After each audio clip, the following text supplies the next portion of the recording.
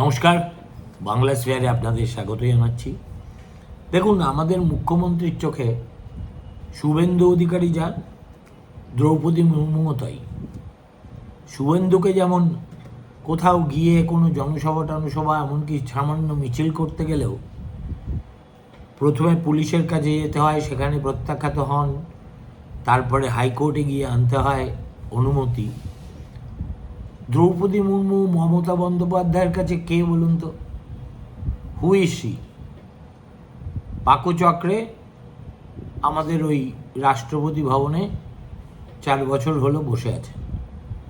মমতা তাকে মানুষ বলে গ্রাহ্য করেন নাকি?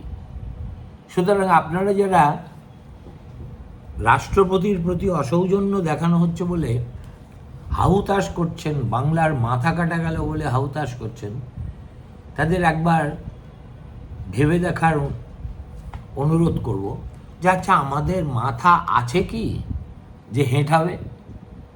আপনাদের যদি ওই যে ধর্ণা মঞ্চ নামক ওই নাট্যমঞ্চে উপস্থিত শ্রোতাদের বক্তাদের বক্তব্য শুনে মাথা হেঁট না হয়, তাহলে এই ঘটনা শুনে মাথা হেঁট হয় কেন? 26,000 ছেলেপিলের চাকরি চলে গেল, তাতে মাথা হেঁট না হয়, এতে আপনাদের মাথা হেঁট হবে কেন? সরকারি কর্মচারীদের প্রাপ্য ডিএ ফের 9 মাসের জন্য আটকাবেন বলে রিভিউ পিটিশন জারি করলেন, আর রাজ্য সরকারি কর্মচারীরা বসে রইলেন, এতে আপনাদের মাথা হেঁট হয় না। হঠাৎ দ্রৌপদী মুর্মুর প্রতি অসৌজন্যের জন্য আপনাদের মাথা হেঁট হচ্ছেন কেন? দেখুন, এই মুখ্যমন্ত্রী ক্ষমতাসীন হওয়ার পর থেকে পশ্চিমবঙ্গবাসী হিসেবে আমরা সব ব্যাপারে মাথা হেঁট করে আছি। এই হার্ড রিয়ালিটিটা যদি যে অস্বীকার করবে সে হয় পাগল নয় তৃণমূলী। এখন প্রশ্ন হচ্ছে, দ্রৌপদী মুর্মুর সঙ্গে এই আত্মঘাতী খেলা খেললেন মমতা, এর যে পরিণতি কী হবে সেটা তিনি নিজেও আমার আসলে মনে হচ্ছে যে তার এমনিতেই তো তিনি মানসিকভাবে কতটা প্রকৃতিস্থ সেটা বলা কঠিন, আর এখন তার সব তালগোল পাকিয়ে গেছে। কল্পনা করে দেখুন, একটা আন্তর্জাতিক সাঁওতাল সম্মেলনে যোগ দিতে, 9ম আন্তর্জাতিক সম্মেলনে যোগ দিতে দেশের রাষ্ট্রপতি আসছেন। প্রথমে কথা ছিল শিলিগুড়ির ভিতরে বিধাননগরের মাঠে তিনি সভা করবেন। তারপর চারবার তাদের উদ্যোক্তাদের নাকানি চোবানি খাওয়ানো হয়েছে। কোথায় জায়গা হবে সেটা শেষ মুহূর্ত পর্যন্ত বলাই হয়নি। তারপর সবশেষে একেবারে ওই বাগডোগরা কাছে এমন একটা জায়গায় দ্রৌপদী মুর্মুর সভার জন্য বরাদ্দ হয়েছে, সেখানে পৌঁছতে আমার ধারণা ও মাটি গাড়ার লোকেদেরও 8 ঘন্টা 40 মিনিট সময় লেগে যাবে। আজকে সভাস্থলে এসে দ্রৌপদী দেখেছেন যে তার সামনে সমস্ত আসন ফাঁকা। দেখে তিনি প্রথমে বুঝতে পারেননি, পরে খবর নিয়ে জেনেছেন যে এতবার জায়গার বদল হওয়ার ফলে অধিকাংশ লোক আসতেই পারেননি, আর যাদের আসার কথা ছিল উদ্যোক্তারা বলেছেন তাদেরকে সিকিউরিটি পাস দেওয়া হয়নি। কল্পনা করুন, রাষ্ট্রপতির বক্তব্য শুনতে সিকিউরিটি পাস, অথচ রাষ্ট্রপতির ভাষণ কোথায় হবে সেটা নির্বাচনের জন্য একটা ভাগাড়কে দিয়ে দিলেই যথেষ্ট। এই আমাদের বাংলাদেশ, আমাদেরই বাংলারে, এখানে হাউতাস টাউতাস করবেন না আপনারা। আবার এই তো কয়েকদিন পরে ভোট, প্রচুর ভোট দিয়ে আবার এদেরকে ফিরিয়ে আনুন, আরও উন্নতি করবে বাংলা। আমাদের এখনও তবু শারীরিকভাবে মাথাটাও ঘাড়ের উপরে আছে, তখন দেখবেন আমরা সবাই কনিষ্ক হয়ে গেছি, একটা পুরো জাতি কনিষ্ক হয়ে ঘুরে বেড়াচ্ছে, ধর আছে মাথা নেই। এবং দ্রৌপদী মুর্মু সাধারণত এই ধরনের কথাবার্তা বলেননি না। বস্তুত রাষ্ট্রপতি কোনো রাজ্যে এলে তার একটা নির্ধারিত প্রোটোকল আছে। সেই প্রোটোকল বলে রাষ্ট্রপতি যে বিমানবন্দরে অবতরণ করবেন সেখানে তাকে অভ্যর্থনা জানানোর জন্য হয় মুখ্যমন্ত্রী নিজে, নয় তার ক্যাবিনেটের কোনো শীর্ষস্থানীয় ব্যক্তি উপস্থিত থাকবেন। এসবের কোনো নামই নেই। কে গেছেন? গৌতম দেব, যিনি এই 2021-এর ইলেকশনে হেরে ভূত হয়ে শেষ পর্যন্ত দিদির কৃপায় ওই কি একটা SJDA না কি আছে, অফিস টফিস আছে, টাকা পয়সা নেই, আর যেটুকু টাকা পয়সা আছে সেটুকু খুব সদ্ব্যবহার হয় বলে কেউ তাকে দুর্নাম দিতে পারবে না। তিনি আবার বুক চিতিয়ে দাবি করেছেন, কেন আমি তো গেছিলাম, আমার সঙ্গে ডিস্ট্রিক্ট ম্যাজিস্ট্রেট গেছিলেন। আপনি কল্পনা করুন, তৃণমূল করলে, তৃণমূল কারা করে আমরা জানি, কিন্তু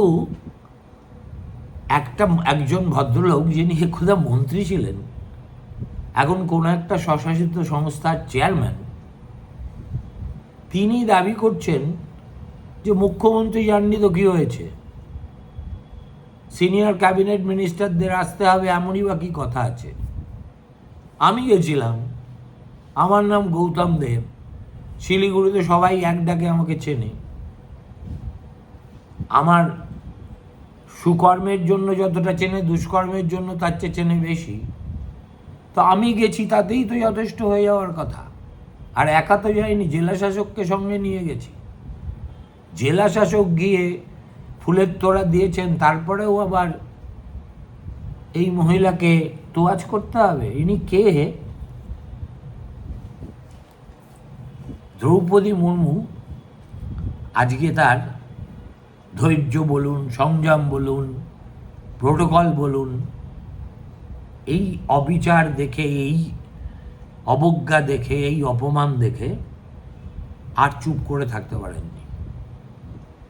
তিনি বলেই ফেলেছেন যে আমি কোনো রাজ্যে গেলে প্রোটোকল হলো সেই রাজ্যের মুখ্যমন্ত্রী এসে আমাকে রিসিভ করবেন, কোনো কারণে তিনি না পারলে সিনিয়র কোনো ক্যাবিনেট মিনিস্টার। এখানে মমতা তো এলেনই না, কাউকে পাঠালেনও না। তারপর চারবার আমার বক্তৃতার ভেন্যু চেঞ্জ করে এমন একটা জায়গায় দেওয়া হলো যেখানে বেশিরভাগ লোক পৌঁছতেই পারল না, আর যাদের পৌঁছনোর কথা ছিল তাদেরকে সিকিউরিটি পাসই দেওয়া হলো না। অর্থাৎ তিনি যেটা ইঙ্গিত করলেন, not in so many words but what she hinted, সেটা হচ্ছে যে ইচ্ছে করে মমতা বন্দ্যোপাধ্যায় এবং তার প্রশাসন রাষ্ট্রপতির এই সম্মেলনকে সাবোটাজ করার চেষ্টা করেছে। দেখুন, দ্রৌপদী মুর্মু আমাদের পাশের রাজ্য ওড়িশার মেয়ে, একে তিনি নিজে সাঁওতাল, এবং আমাদের মুখ্যমন্ত্রীকে দেখবেন মাঝে মাঝেই তিনি বলেন আমি অলচিকিতেও বই লিখেছি। অলচিকি ভাষাটাও তিনি এত ভালো জানেন, প্রায় সুনীতি কুমার চট্টোপাধ্যায়ের মতো। আর সাঁওতালদের প্রতি তার এত দরদ যে লিলুয়া পেরিয়ে যেখানেই যাবেন দেখবেন 8-10 জন সাঁওতাল রমণীকে কোথা থেকে জোগাড় করে তাদের সঙ্গে নাচতে তো পারেন না, সাঁওতাল রমণীরা তাদের তালে তালে নাচেন, আর উনি হাত ধরে একটা কি করেন সেটা আমি বলতেও পারবো না, ওটা যে নাচ নয় এটুকু বলতে পারি। সেই সাঁওতালি সম্প্রদায়ের সর্বোচ্চ স্বীকৃতি যিনি পেয়েছেন, তাকে এই ধরনের অবজ্ঞা করার ফল মমতা বন্দ্যোপাধ্যায়ের পক্ষে খুব খারাপ হবে। কেন বলুন? কেননা ওই যে তল্লাট উত্তরবঙ্গ চা বাগান এলাকা, সেখানে উপজাতির সংখ্যা প্রচুর। এই যে ছোটনাগপুর থেকে বহু বছর আগে চা শ্রমিক হিসেবে ওই তল্লাটে যারা এসেছেন, তাদের একটা বড় অংশ সাঁওতালি। সাঁওতালি না হলেও ট্রাইবাল। উত্তরবঙ্গের ওইসব চত্বরে একাধিক আসন উপজাতিদের জন্য সংরক্ষিত। আর আমি যেহেতু ঝাড়গ্রামে বড় হয়েছি, আমি জানি সাঁওতালদের আত্মাভিমানের ব্যাপারটা কত দূর যেতে পারে। আজকে শিলিগুড়িতে দ্রৌপদী মুর্মুর এই অপমানের বদলা সাঁওতালদের যা চরিত্র, তাতে গোটা রাজ্য জুড়ে তারা নেবেন, এটা আমি লিখে দিতে পারি।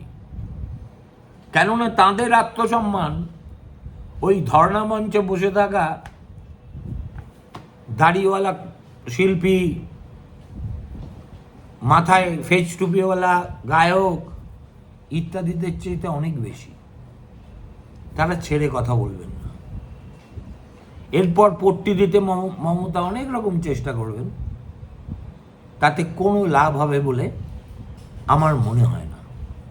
আর আপনারা যদি বিষয়টাকে আরেকটু তলিয়ে দেখেন, তাহলে দেখবেন এই দ্রৌপদী মুর্মু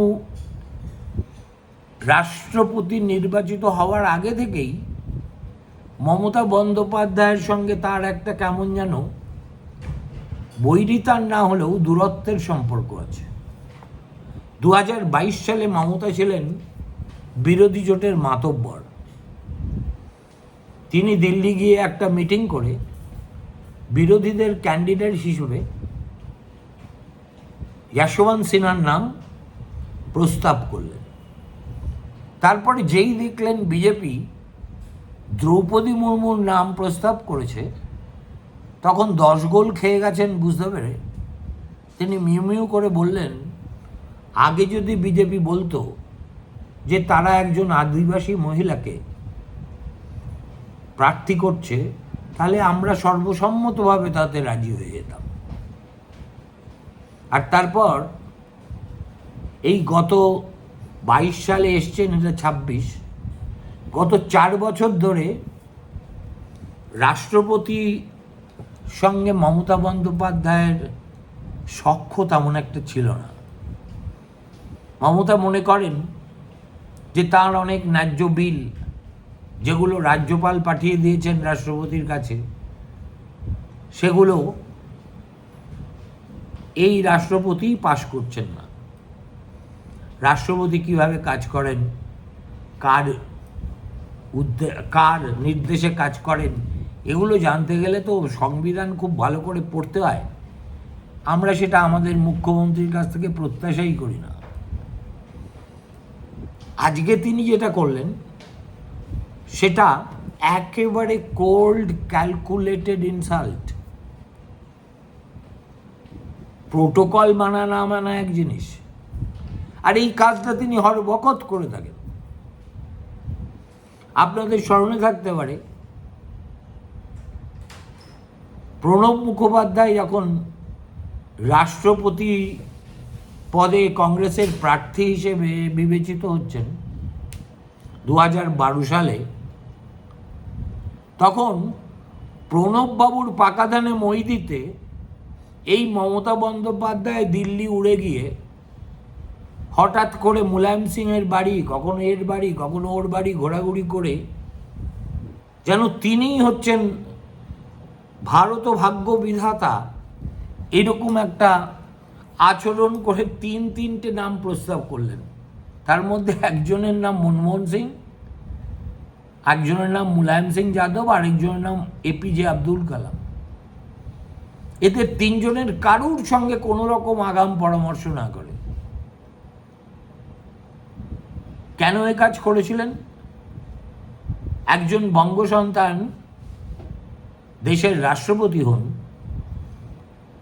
এত ঈর্ষাকাতর এই মহিলা যে তিনি তা গোড়ায় হতে দিতেই চাননি।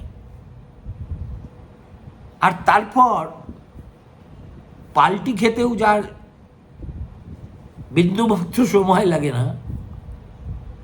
প্রণববাবু নির্বাচিত হয়ে যাওয়ার পর বা সামান্য আগে তিনি হঠাৎ মত বদল করলেন,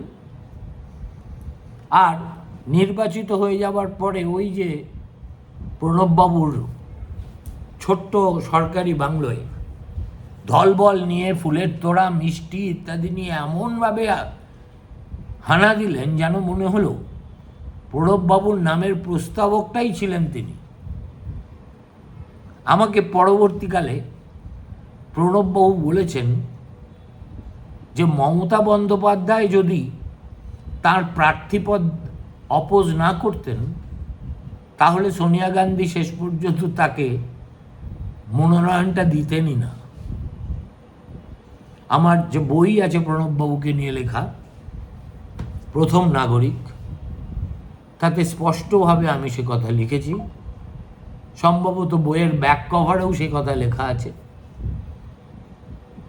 প্রণববাবু নিজে এসে কলকাতায় সে বই উদ্বোধন করেছিলেন। আমার কথা যদি মিথ্যা হতো তাহলে প্রণববাবুর মতো মানুষ আমাকে ছেড়ে কথা বলতেন না।